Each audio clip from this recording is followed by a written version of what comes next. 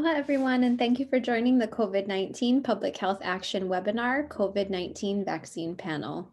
My name is Steph Moyer, and I'm the Community Initiatives and Training Coordinator for the Hawaii Public Health Institute. Before we get started, there's some Zoom housekeeping we'd like to go over. For all questions, please utilize the chat box or Q&A box located at the bottom of your screen.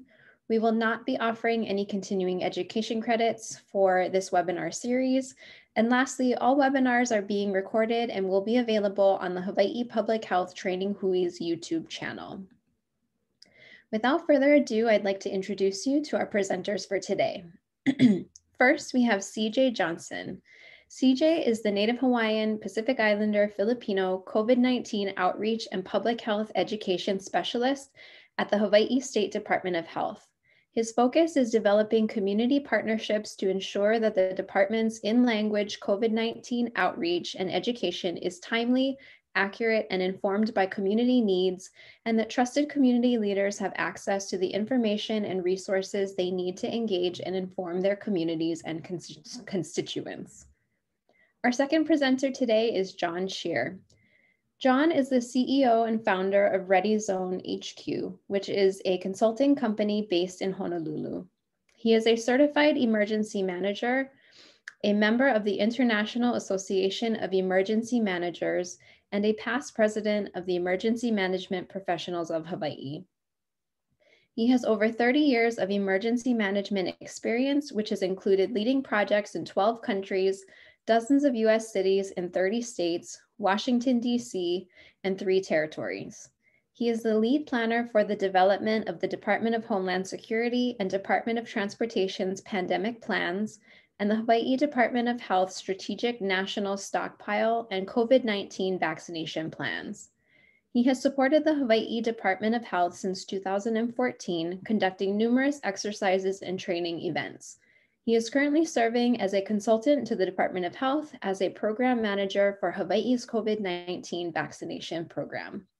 So without further ado, I'd like to turn it over to CJ.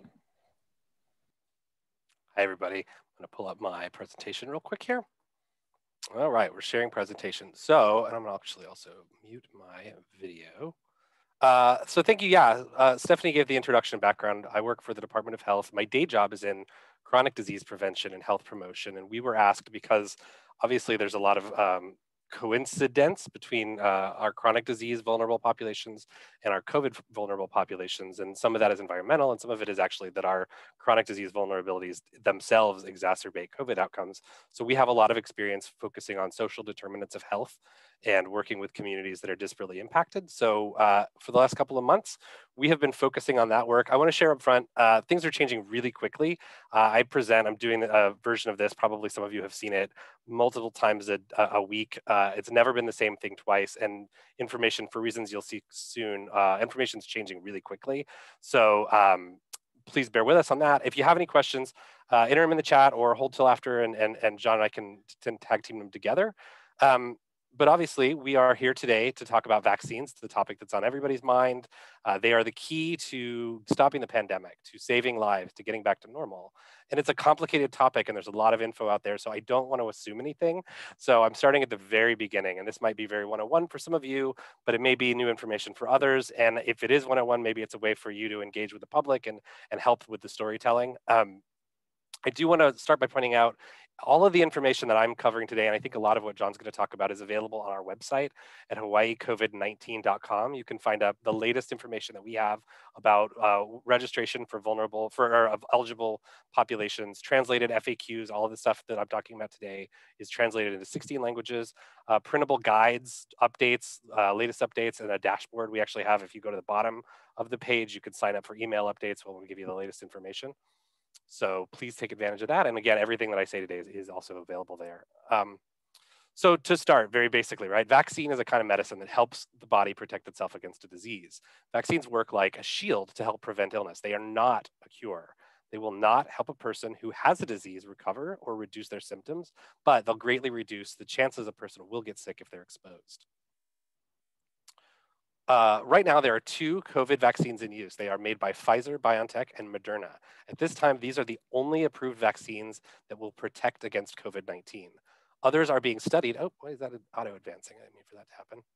Others are being studied, and some appear to be very close to being approved.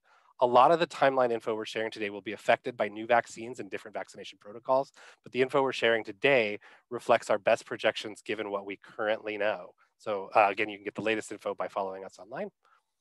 Conventional vaccines use dead or inactive germs to train our bodies to fight disease. But the mRNA or messenger RNA vaccines that are currently in use for COVID share instructions to teach our bodies how to fight those germs without injecting the actual germ. So they're more like, we've been talking about it as a photo or a wanted poster, right, of a germ that helps your body learn to recognize it. But because it doesn't contain the live virus that causes COVID, it cannot cause COVID-19. The vaccine will be free to the public because the federal government paid for the development of the vaccine, and they're making sure that it is available to all of our public, all of the US citizens. Two available vaccines are around 95% effective. And what we mean when we say that a vaccine is 95% effective is that for every 100 people who receive the vaccine, around 95% of them are immune to COVID symptoms soon afterwards. And by comparison, this is a really effective vaccine. So by comparison, the seasonal flu, I'm sorry, I'm on auto advance. I'm trying to stop my auto advance. By comparison, most years, the seasonal flu vaccine is around 60 to 70% effective. So that's a very effective vaccine. The primary goal of a vaccine campaign is herd immunity. Now, herd immunity is when the entire community is immune to an infectious disease, either from previous infection or from vaccination. And that provides indirect protection to people who are not immune because it makes it harder for the disease to spread in the community. So I put this graphic together to kind of explain or give you an idea of herd immunity. So the idea here is that the red characters in the middle here are folks that are infectious, and the blue folks are the folks that have been vaccinated. And even though we don't have 100% community vaccination, you can see that by having a certain percent of the population vaccinated, that creates a situation where it's very hard for COVID to spread in the community. So that's what we call herd immunity.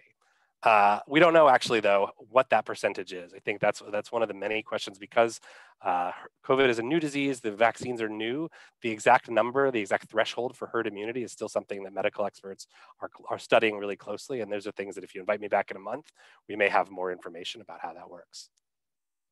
Most of the vaccines currently being studied or are available require 2 shots to be effective. The Pfizer vaccine requires 3 weeks between shots, and the Moderna vaccine requires 4 weeks between shots. So when you get your first shot, staff will sign you up for a time for your second shot, and you'll get a little reminder card for when to come back for your second shot.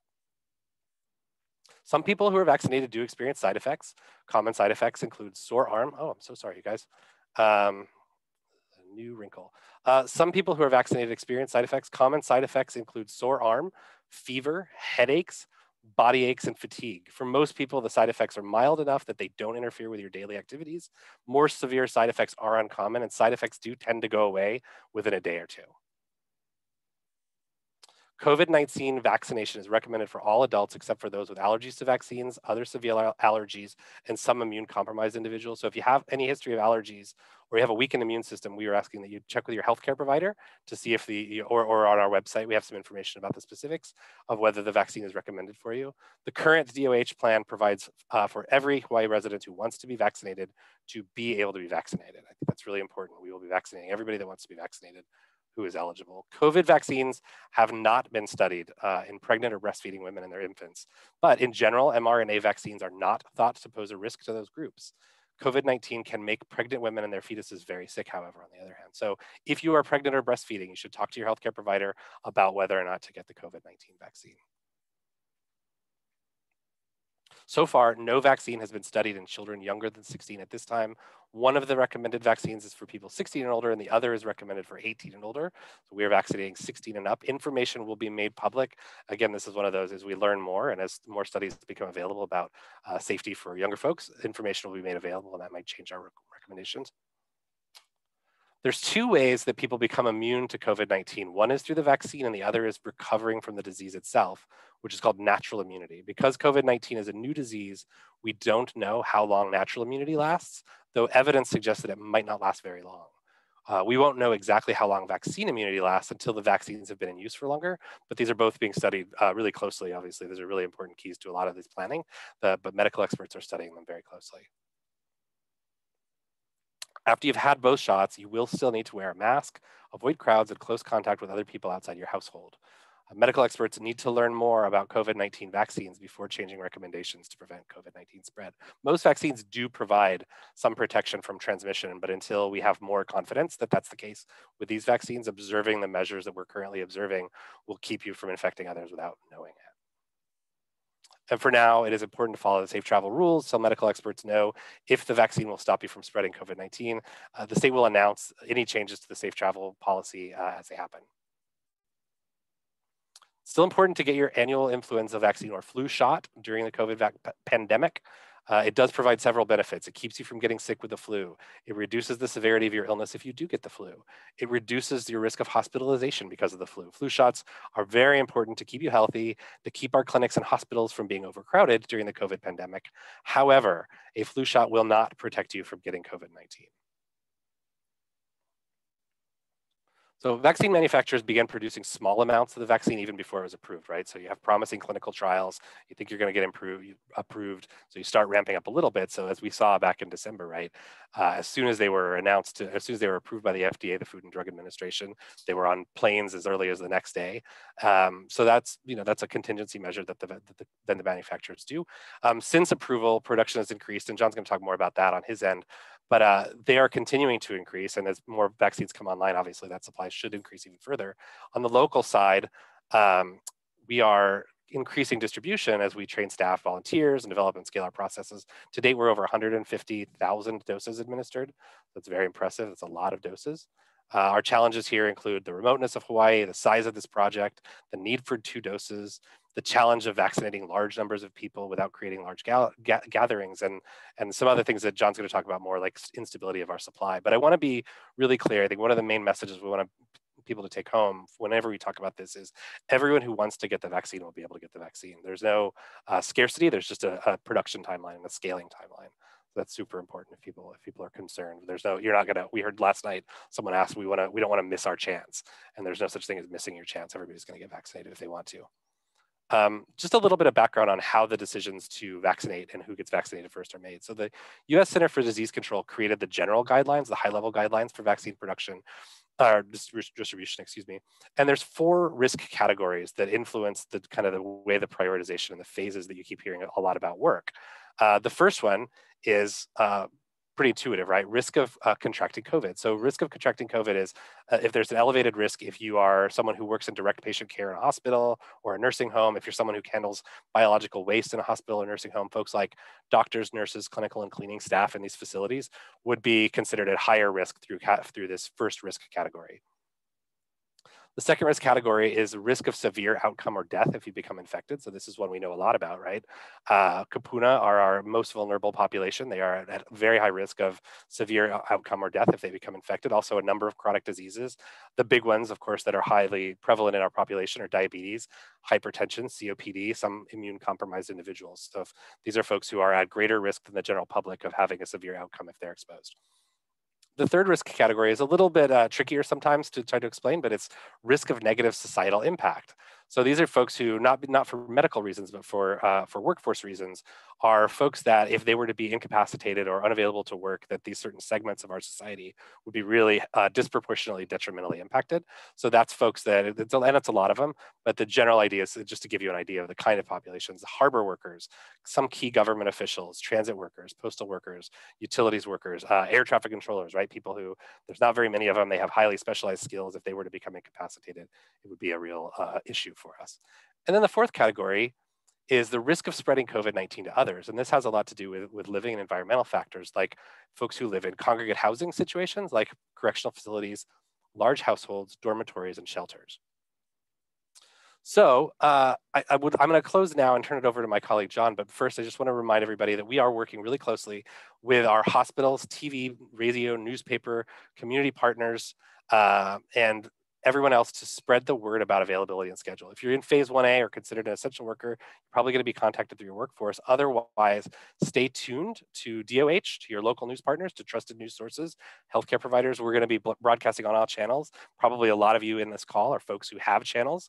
So please stay coordinated and help us get the word out as new information comes online, which is happening very quickly. So I am now going to turn it over to my colleague and vaccine program guru, John Shear. I'm going to stop sharing my screen, let him share his.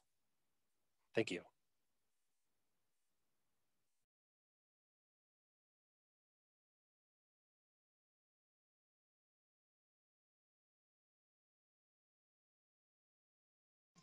All right, can you see my screen? Yes. Hopefully it's the right screen since I've got 3 different screens going, but I appreciate that. So appreciate the opportunity to speak with you today. This is what I'll be covering. Talk a little bit more about the background and some of the challenges that CJ mentioned, and go on to the latest information on vaccine development, just so everybody understands where we're coming from the state's perspective. And then I did want to provide an overview of the COVID-19 vaccination plan. That's kind of the doctrinal plan that we've been using to follow and guide our efforts since it was published back in October. And then specifically focusing on the concept of operations for the first phase, which we're in now. So when it comes to this process, everybody understands kind of where we started from, which was back in September 16th, I believe it was, the CDC came out with guidance that says all states and other jurisdictions such as territories need to have a plan in place by the 16th of October. So anybody who's been involved in state government or any other governmental effort knows that putting a plan together in less than 30 days is not optimal. So what we did was we published a draft plan, and then we sent it out to a broader group of stakeholders for comments. So we gave them until the end of November to provide feedback. We got about 600 comments back, and we've been in the process of incorporating those comments to date. So we did publish an update to the executive summary, and we are going to publish an updated version of the draft plan, but we are in the process of implementing the plan, which is what we've been doing for the last several months. CJ mentioned there's a number of challenges we're trying to work through. From a public health standpoint, probably one of the top ones that he mentioned is just the need to prioritize those critical populations. We've seen other states have kind of thrown up their hands and said, this is too hard. Let's just open it up to anybody that's interested. We think that's going to be a challenge, and that's why we've really tried to continue to focus on the prioritization effort and try to make sure that we're getting out to the most critical populations that are in need. To do that, we have been trying to limit and prioritize the vaccination providers that can reach out to the critical populations we're looking at. And that's meant specifically looking at medical facilities initially, just because of the requirements for the ultra cold storage capacity that initially hit us when it came to the Pfizer vaccine. Needing to store the vaccine at -7 degrees Celsius to be able to keep it viable for up to 6 months was an issue. When it comes to the Moderna vaccine, that provides a lot more capability because since it can be stored down to -20, but still that really limited us initially when we work with the medical facilities. And that's what we've continued to date, is focusing the Pfizer vaccine on the medical facilities and then the Moderna vaccine to a lot of other efforts. Obviously, the same exact resources you need to conduct the vaccination program are the ones that are being used for the rest of the COVID-19 efforts, whether it's testing, contact tracing. So that's another issue, that it's just not a lot of people out there that have the expertise that's needed to really execute these programs. And that's why it does require a whole community effort that I'll talk about in a minute to bring about the COVID-19 vaccination program. The other piece to that is there's a strong messaging effort that's needed, and we could appreciate any help that you can provide. As CJ mentioned, in terms of your kind of channels of information, it does not help for the current vaccines just to have that first dose. Really, to get the full immunity that's been tested, the intent is to make sure people complete their second doses.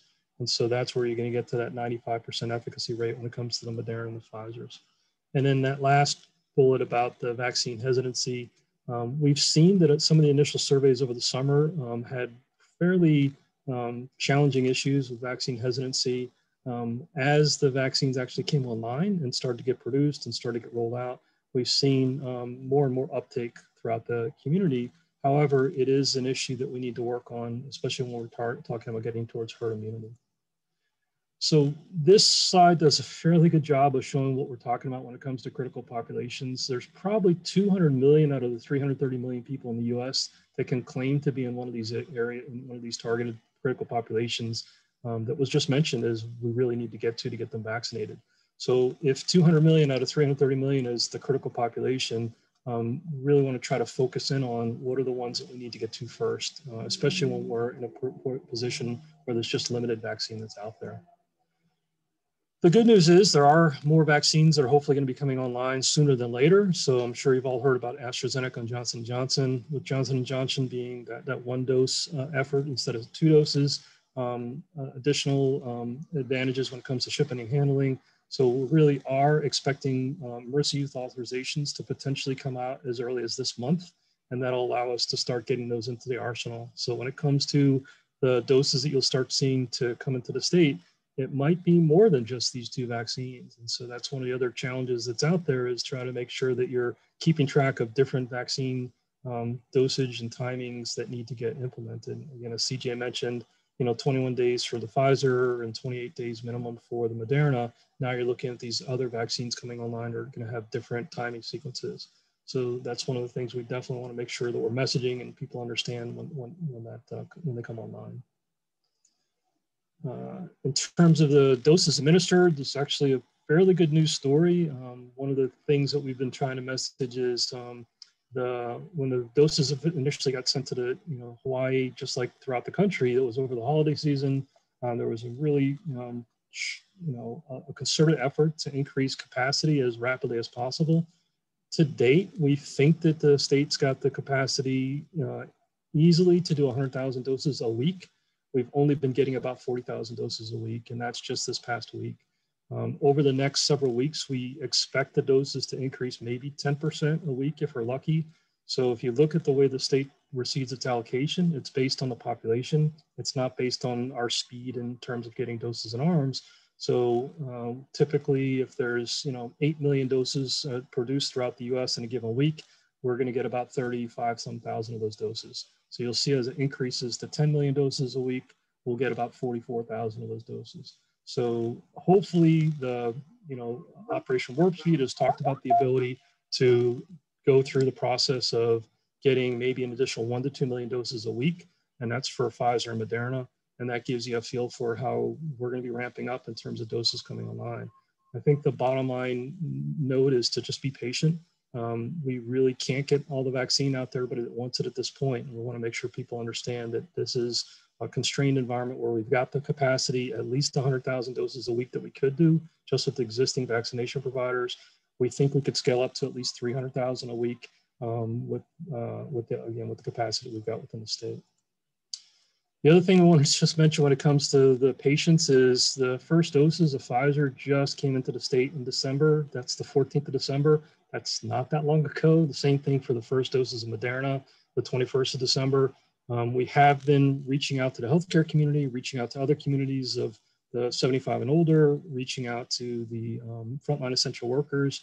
Some of them will contact us, 6 times a day, looking to see when they're going to be able to get vaccinated. And it is something that we're working through a very structured process. It does take time to make sure that we're getting the vaccine where it needs to go in terms of the vaccination providers, and then getting the vaccines in arms. And so we just ask people to understand that if you're interested in getting vaccinated, you will get vaccinated.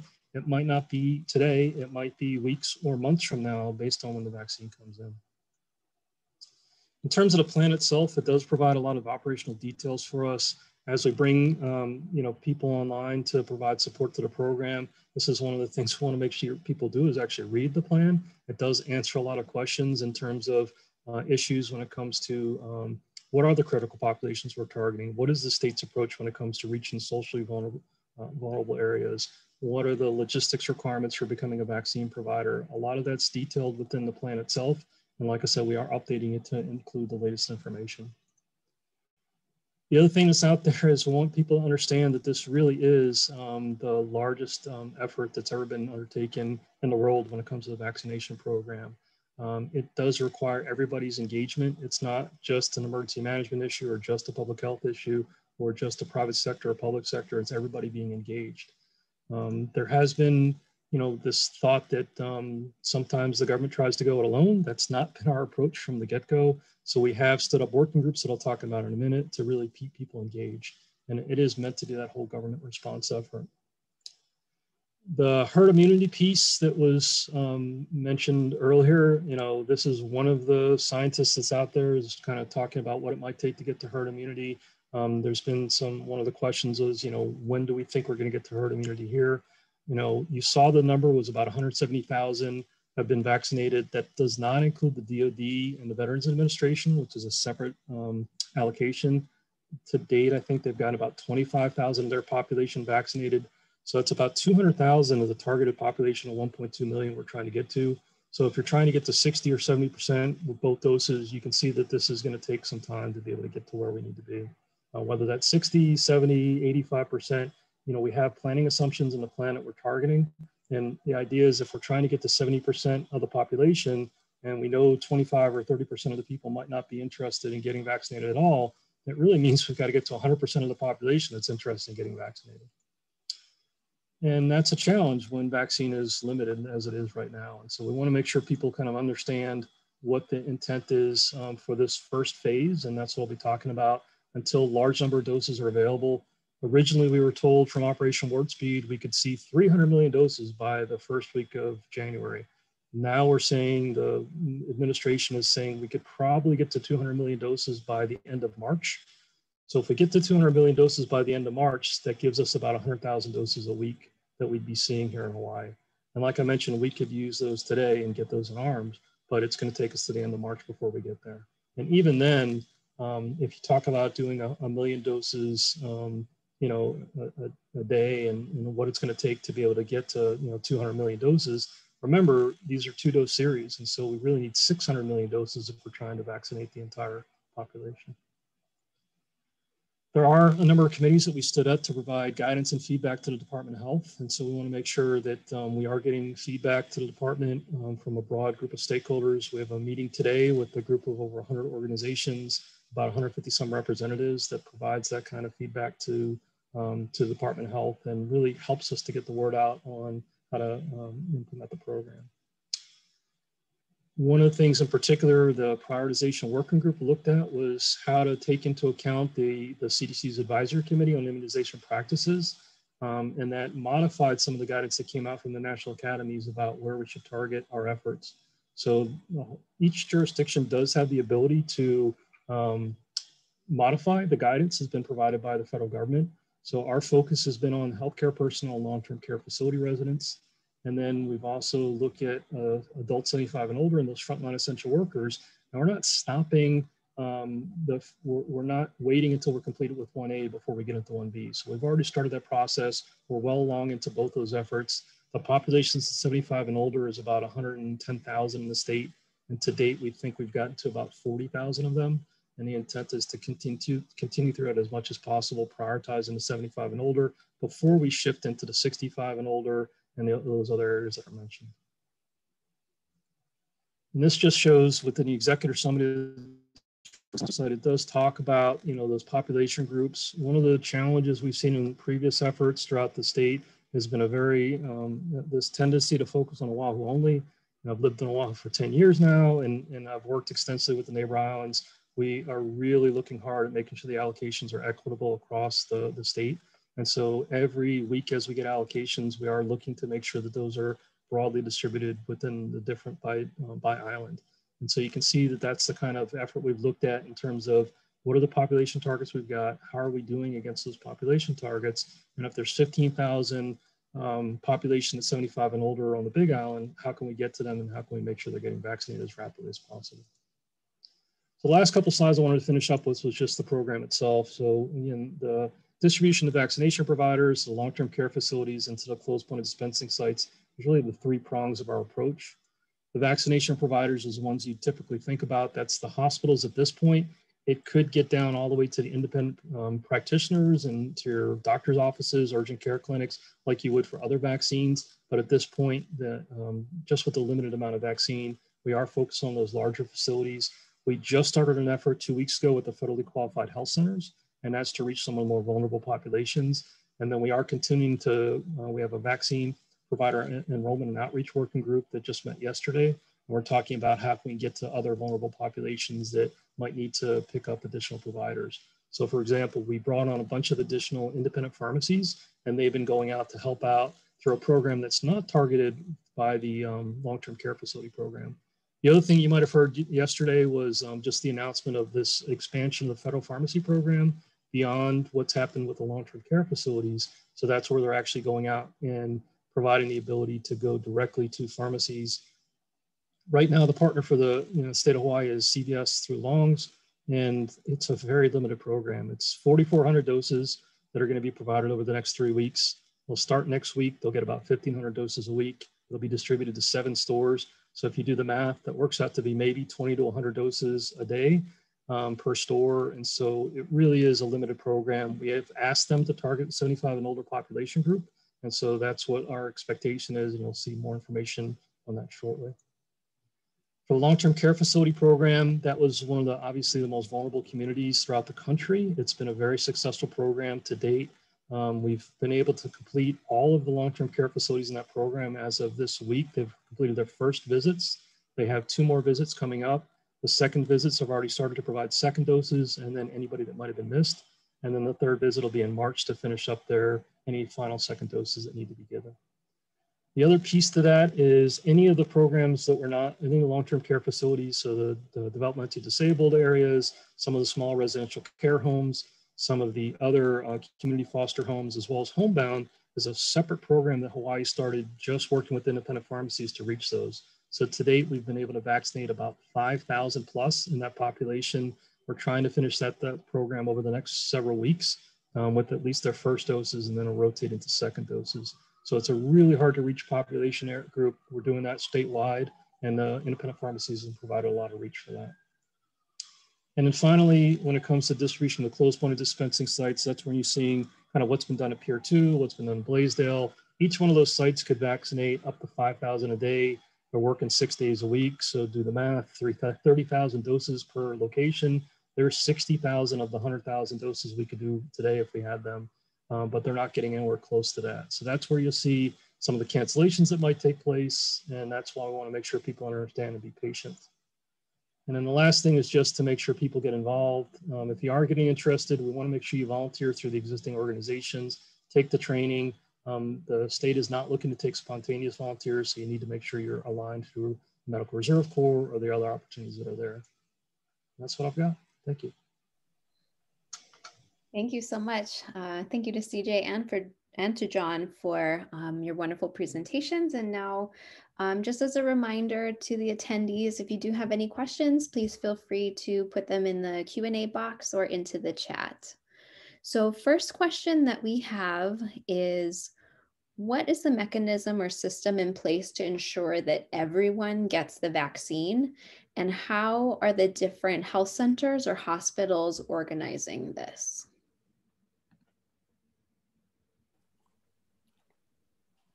So it sounds like a CJ question, right? We'll flip a coin.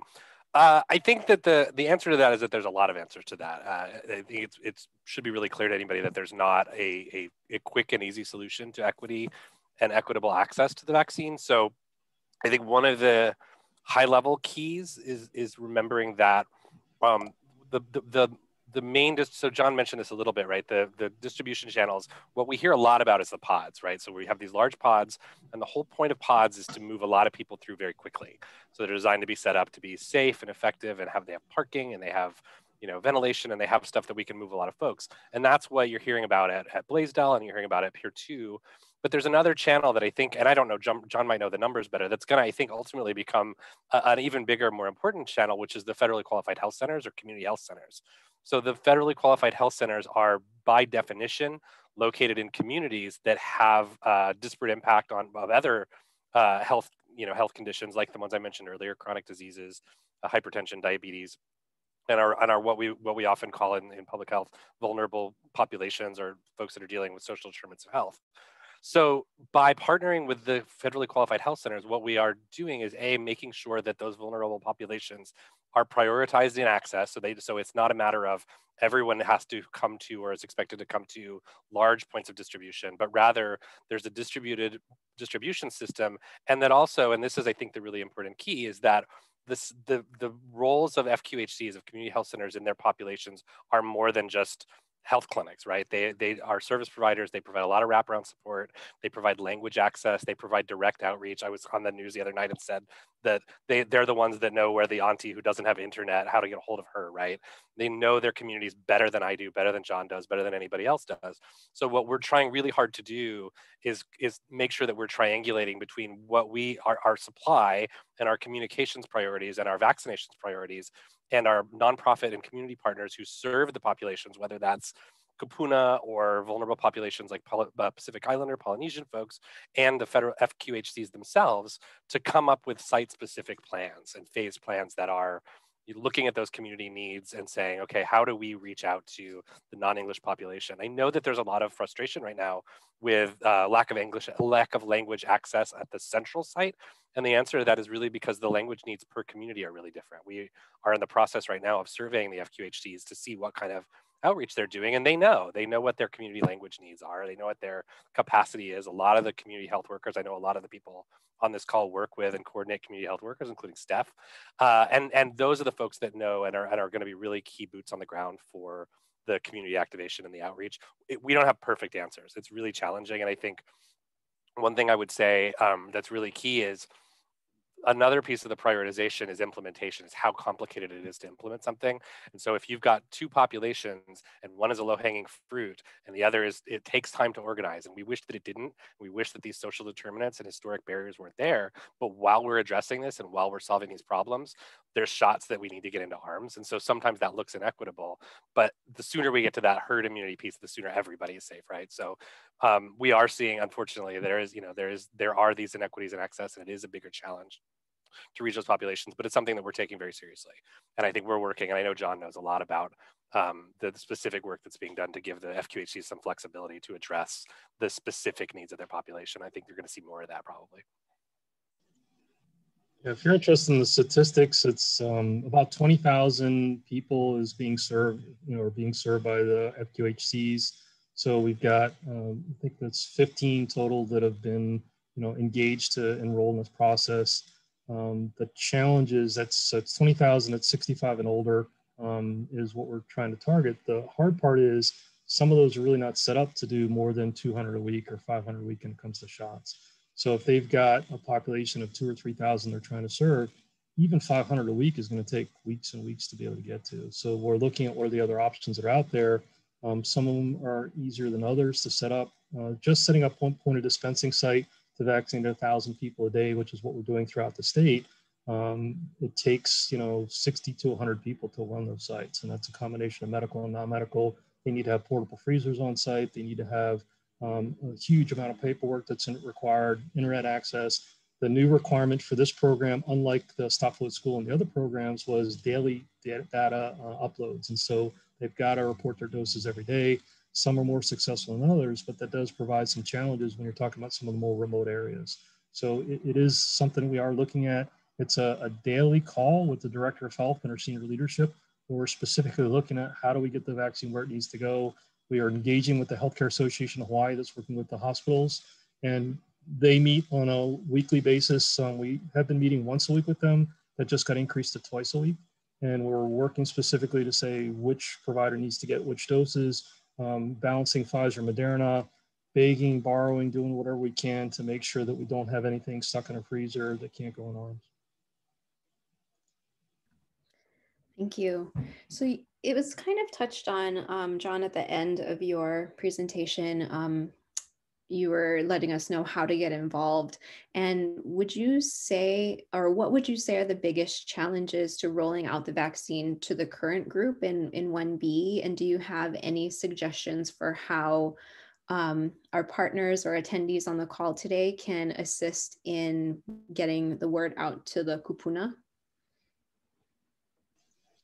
A bunch of different questions there. I'll try. So let me start with the last one. For the kupuna, we do have a kupuna working group. They're meeting next week is the next opportunity.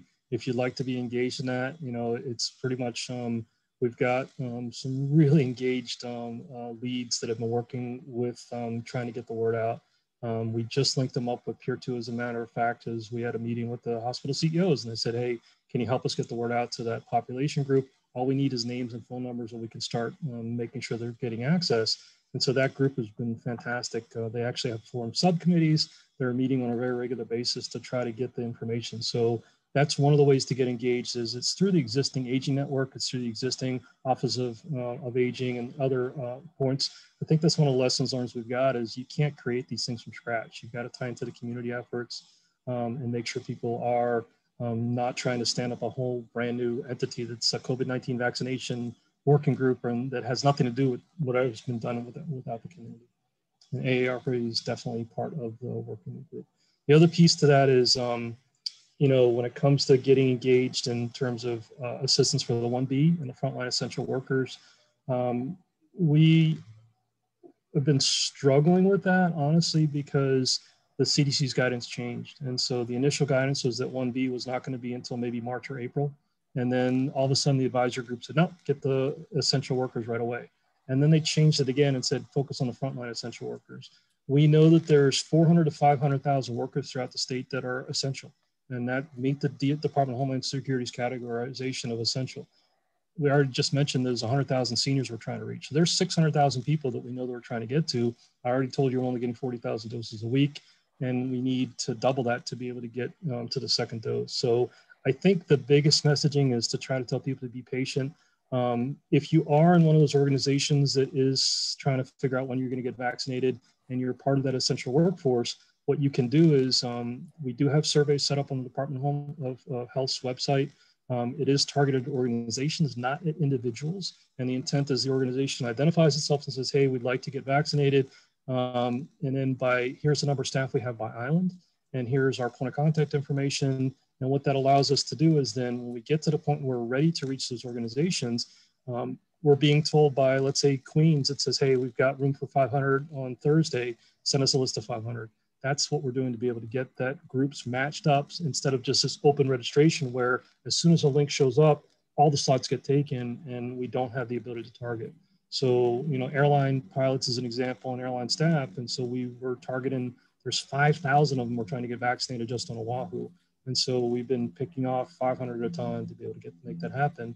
And what that means is some of the other essential workers are just not going to get vaccinated until March or April just because of that. I think to jump on something John said, one of the questions that I get a lot, or the outreach responses that I get a lot, especially since I've tried talking to the Kapuna population, is, hey, my church wants to host a pod. And the answer to that, and I think John, John's already said these pieces, but just to be really explicit about it, the supply is limited, right? The supply is our bottleneck. And so if what is more useful probably than starting a pod is, again, going through some of these channels that John has identified, either reaching out, coordinating with your FQHC in your area, or reaching out to the Medical Volunteer Corps. Will plug you in ways that are identified as being more efficient, right? There's an economy of scale to doing this at a certain size, and versus if every church has one in their parking lot, that you lose a lot of. Each site, like John said, takes 60 to 100 people just to operate, and so when we distribute that, we lose that economy of scale. So there's a balancing point where you don't want to just have large pods at Pier 1 or Blaisdell, but you also don't want to have too many where you're not able to use people's time and resources efficiently. Thank you. So sticking with the federally qualified health centers, will they take the lead in discussing how to do outreach in the rural communities with the Native Hawaiian Pacific Islander populations, public housing, et cetera? And then this person is also asking, who is the DOH contact? Or that's generally me. I think they're pretty integrated into the process. They are the Papa Olakahi, who has been the organizing. If folks don't know, Papa has been the convener of the 3R HUI, which is the Response, Recovery, and Resilience HUI, that's gotten, I think, 40 or 50, a coalition of 40 or 50 Native Hawaiian and Pacific Islander public health and community organizations, really coordinated and really organized. So the work that we're doing, really, I mean, since I got involved with this, what we've learned is they know community needs better than anybody else. They know how to organize really well. So what our role has been is trying to find ways to get them resources and trying to make sure that our priorities and our guidance and our information is informed by what we're hearing back from them, and that we're communicating out updates and information about first COVID and now about the vaccine in language and culturally appropriate channels, venues, right? So we have contract relationships with a lot of these organizations that serve Native Hawaiian Pacific Islander population to make sure that we have a two-way communication channel, to make sure that they're hearing, that when we get a new piece of information that comes down from John and the ops folks, that we are, so the challenge, everybody, is conventionally the way DOH is not a fast moving organization outside of crisis. That's not how we work. So when we want to translate something, we translate our documents into 16 languages, and that's it's a big lift, and we are selective about I would say historically selective about what gets translated in all those languages. And with COVID, it's become really obvious and really critical that we make sure that not only are we translating everything into these languages, but that we're doing it really expediently. And that's a challenge too, because there's only a small number of certified translators. And so when we go through our formal channels, we get a new piece of guidance, we send it out for translation to our, to all 16 languages. And what we hear back is, we can get you Ilocano and Tagalog and Chinese in 3 days, but for Chuukese and Kosraean, it's going to take 2.5 weeks.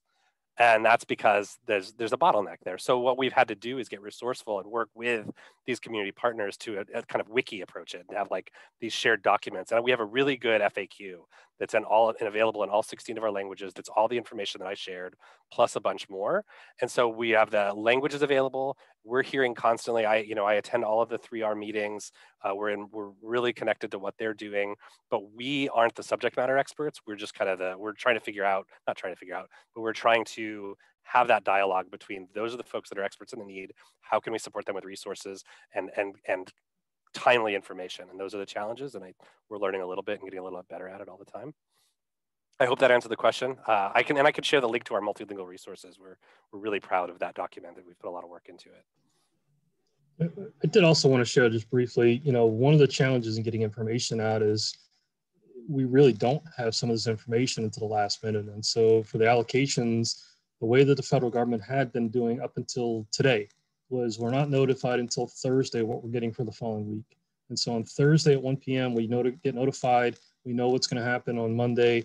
On Sunday, we're getting told for second doses. And so that just doesn't give a lot of planning time. And what that's caused is these disconnects where the providers want to register people. They want to make sure they get 1,000 people lined up because they have 1,000 people they need to vaccinate.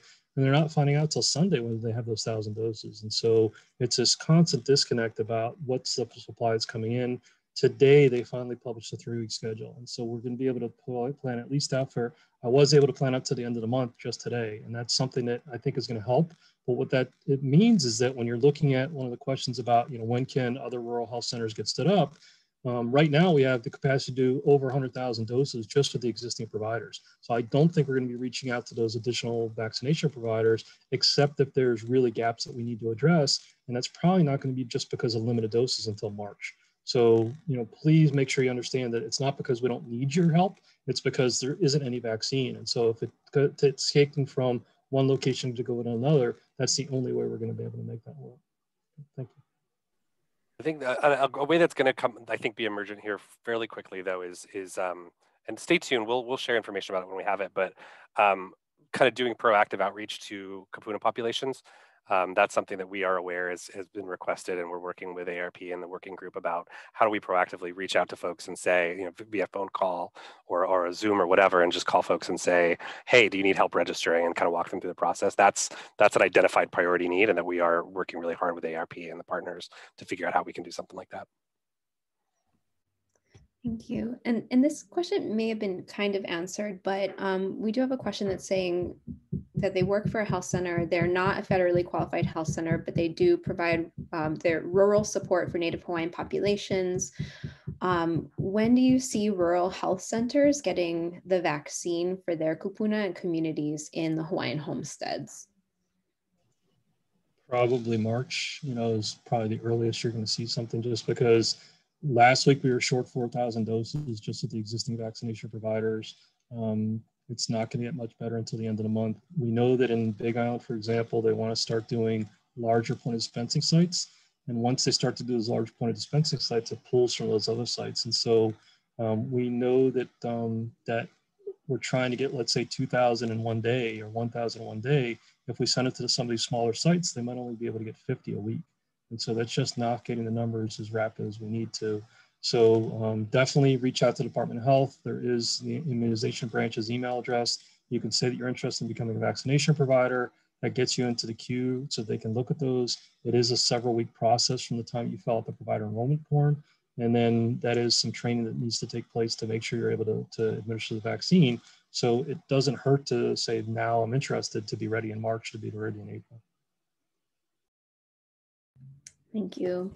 So we're going to switch gears a little bit. The question is, I've heard a lot of my coworkers, friends, and family mention concerns about side effects of the COVID-19 vaccination. How realistic are these concerns? And is it reasonable to wait a couple of months before getting the vaccine to see what side effects may show? So I'm sharing a screen that has some side effect information. Mild side effects are pretty common. I had my first dose a couple weeks ago, and I had a very classic course of side effects on this. My second day, the day after I got the shot, I had mild chills. I don't know if I had a fever or not. I didn't check, but mild chills. It's kind of achy and stiff. My eyelids felt really heavy and fuzzy. My brain was a little fuzzy in general. And it lasted for maybe most of the day. I got vaccinated for Thursday, and it lasted for most of the day on Friday, and then it was gone. That seems to be fairly common. It's just kind of some mild to moderate fuzziness and fatigue for the first one. Severe side effects that are severe enough to disrupt your daily routine are very rare. We're not hearing much about that. And this is kind of I don't know if people can read this kind of thing. It's the complications are a little bit, but 4% severe local reaction, 3% redness, 3% swelling, same over here. It does happen. There have been, we do actually at the vaccination sites keep people around for 15 minutes. The most common thing, which even this is very uncommon, but the most common uncommon severe side effect is an anaphylactic reaction. So folks are being kept after their vaccination for about 15 minutes to see if they have it, and there's epi and response on site. And I think it's as best we know, it's really, really rare to have anything severe and debilitating. John, anything to add to that, or is that pretty much it? I think you're on target. There is a VSafe app that has been stood up. It is what it allows people to do is, and I would encourage people to use it, is go to the VSafe. There's a link that they'll have. Typically at the point of dispensing site, there's a QR code you can get. You log into that site, and then it texts you every day, and it asks for your symptoms. And so that's going to help us nationwide, because the intent is to be able to collect the data, and then they can provide some feedback on what that looks like. There's also the vaccine adverse event reporting system that's being used for other vaccines, and that's what's being tracked. So it is something that's being looked at. We are trying to make sure that the information gets out as transparently as possible. And that's why we do have a medical advisory working group that specifically meets as soon as one of these emergency youth authorizations comes about. They're tied into the rest of Region 9, so there's the other states that they talk to get information. So it's not just what the federal government's providing. They're looking at talking to their state counterparts and seeing the latest and greatest. We have heard the second dose side effects tend to be a little bit worse than the first. I actually had first, which is I heard fewer people. Most people that I have talked to that have been vaccinated locally have said the milder first, and then by the time they got their second, it was a little bit worse. But again, second was not debilitating or cause to take off work. Thank you. So the next question is, Lieutenant Governor Josh Green announced that Hawaii will reach herd immunity by July 4th. How did he determine that date? John? You're way too quick on that. Usually I'm going to go CJ? No. So we're in very frequent contact with Lieutenant Governor. He's involved in several of the working groups. He actually chairs the prioritization working group. He meets with, or we have a weekly working group that meets, and he's engaged with that. He's looking at the numbers, and he's trying to say that we're close to 200,000 right now through the doses that have been administered. You can try to do the math about what we're seeing coming in, and that's why he thinks we can try to get to that point. A lot of it's based on hoping that the production is going to continue to scale up. and we'll see these, like I said, 1 million, 2 million extra doses added per week. I would caution you that anytime you're expecting the federal government to deliver on exactly what they're promising, that's probably not a safe bet to make. And so I would just be patient. It's much better to kind of, look into the future and say, hey, we're 4.5 years ahead of any other vaccine that's ever been developed in the history of the world. And so the fact that we're where we're at right now with 200,000 doses that have gone into arms in the state of Hawaii is fantastic. And I just think we need to be patient about making sure that we're getting through that entire population.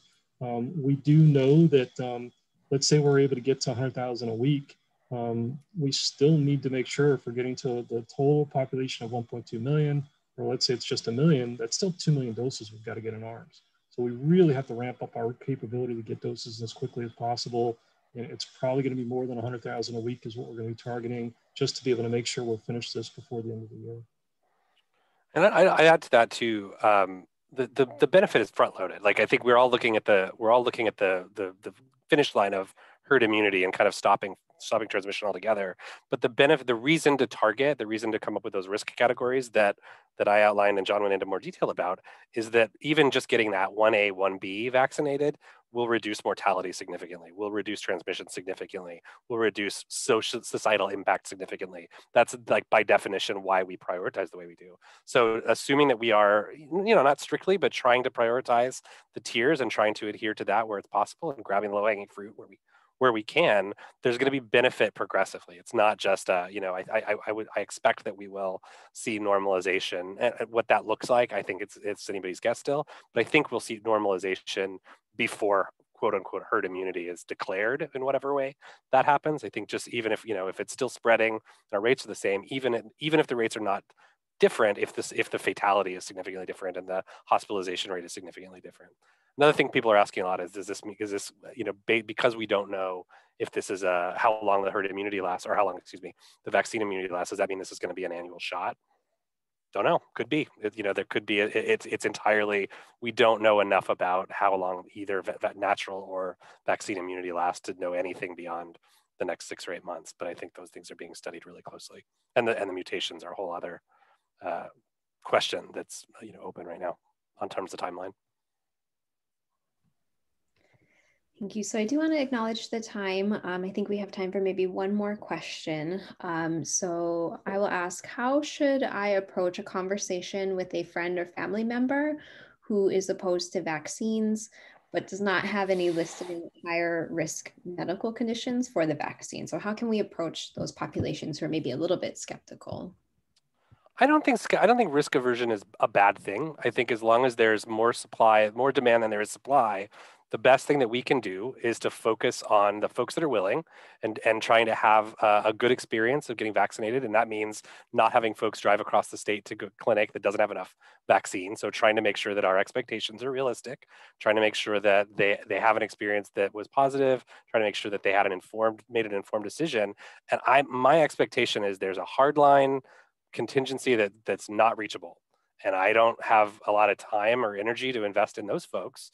But there's the folks that just have reasonable questions or are maybe more risk averse for whatever reason. And I think most of them are going to thaw when nobody grows gills and when everything goes okay. I don't anticipate having to do a lot of salesmanship, and I certainly don't think of it as salesmanship anyway. I just want to equip people to make informed decisions. So I think those of us that are working in this field probably could all just do that. We want people to have the right info, and I think from my perspective, from the right messenger, and that's a cultural thing, right? I'm not always the right messenger for this message with certain populations, but making sure folks that do have that credibility and authority in their communities are equipped with the facts and help people in their communities make informed decisions.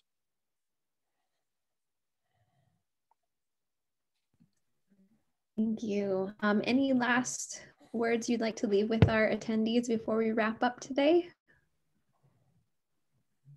That was mine. John, give me some last words. I appreciate everybody's support, and bottom line is please be patient. It is a process that we're working through. A lot of the information you see that's out there is, we want to make sure that you extend that messaging. And so if you are hearing about issues, if you're hearing about any kind of requirements, and like we mentioned, if you're interested in becoming vaccine providers, all those type of things are important for the Department of Health to hear about. But just realize that, this is not going to be finished by the end of February. We need to look at this as an ongoing process over the next 6 months. Thank you. And I do want to apologize for those that did ask questions that we did not get to. We will do our best to get answers to those questions and have those answers, as well as some of the resources that were posted in the chat in our Mahalo email that will be going out to everyone. That being said, I do want to say a big mahalo to CJ and John for joining us today. Thank you to everyone on Zoom for joining us. Thank you to the HIPHI staff behind the scenes helping out. Please save the date of March 3rd for our next Public Health Action webinar. We will share more details as we get closer to that date. For now, please be safe, be well, and we do hope to see you on a future webinar. Aloha. Thanks so much, everybody.